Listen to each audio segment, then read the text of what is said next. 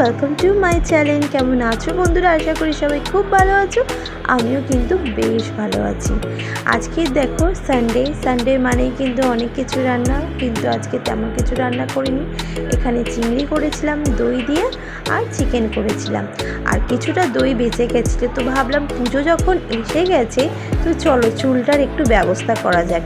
তাই টক দই আর তার সাথে দিয়ে দিয়েছিলাম কোকোনাট অয়েল, আর কিছুটা অ্যালোভেরা জেল। সেটা আমি ভেবেছিলাম যে গাছের যে অ্যালোভেরাগুলো আছে সেগুলোকেই দেব, কিন্তু সময়ের জন্য সেটা হয়ে ওঠেনি।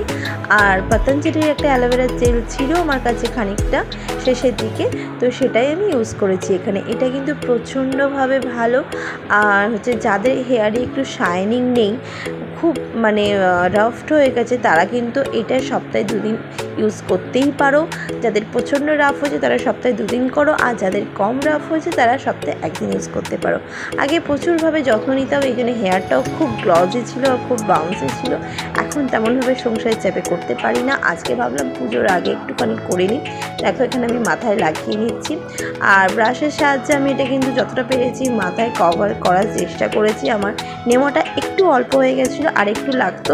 তো যাই হোক, তাড়াহুড়োর মধ্যে যা হয় আর কি।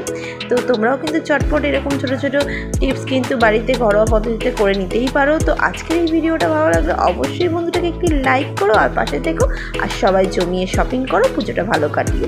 টাটা।